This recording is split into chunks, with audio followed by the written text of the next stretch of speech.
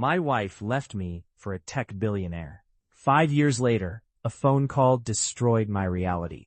In today's heartbreaking Reddit story, we dive into a life lesson that completely changes the answer to the question, is money everything? I watched the only woman I ever loved walk out of our cramped one-bedroom apartment carrying a single leather suitcase.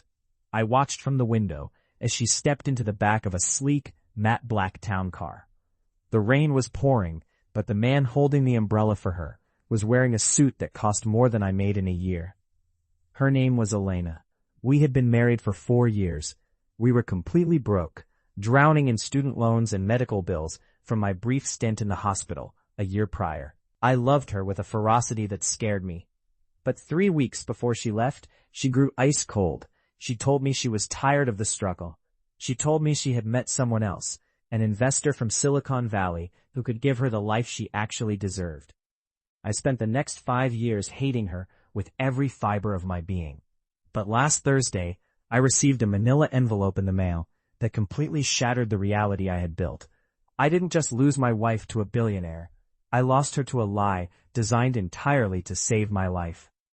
To understand the betrayal, you have to understand what we had. Elena and I met in college. She was an art major with paint constantly smudged on her cheek. I was an engineering student pulling night shifts at a local diner. We didn't have money, but we had this undeniable, cinematic kind of love.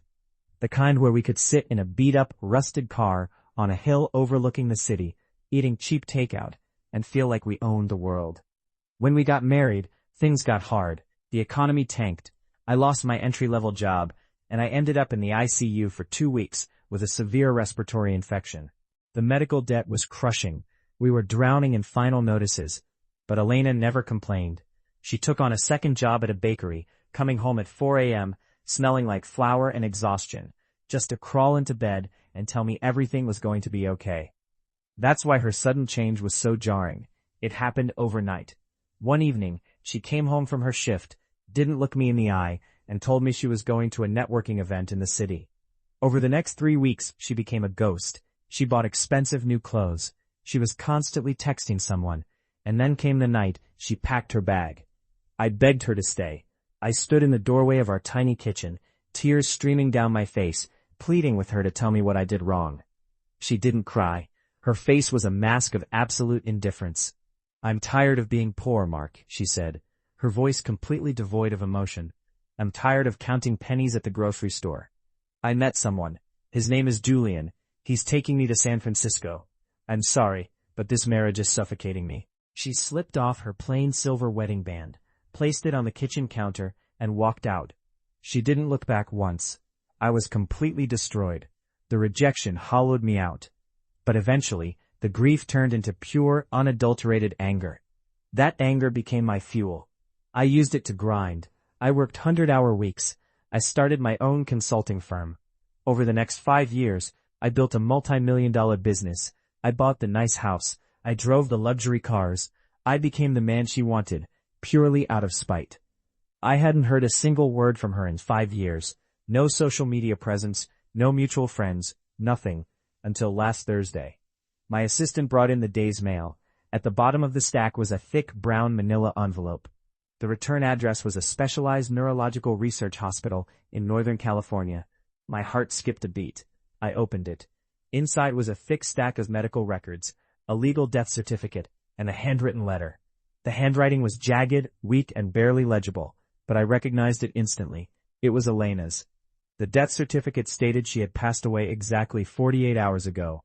My hands began to violently shake as I unfolded her letter. "My dearest Mark," the letter began. "If you are reading this, the disease finally won. I am so sorry for the pain I caused you. I am so sorry for the villain I had to become. 5 years ago, a few weeks before I left, I started losing feeling in my hands. The doctors ran tests. They diagnosed me with a highly aggressive, incredibly rare neurodegenerative disease. They told me I had maybe a few years left, and that the physical decline would be agonizing. Worse, they told me the experimental treatments to just manage the pain would cost hundreds of thousands of dollars, not covered by insurance. Mark, we were already drowning from your hospital bills. I knew you would sell everything, ruin your credit, and destroy your entire future just to buy me a few more months of a miserable existence. You would have bankrupted your soul to save me. I couldn't let my death be the anchor that drowned you. I found a private clinical trial in San Francisco, funded by a tech billionaire named Julian. He was offering fully paid medical care and housing for patients willing to undergo highly invasive experimental testing. But I had to move there immediately, and the terms required strict isolation.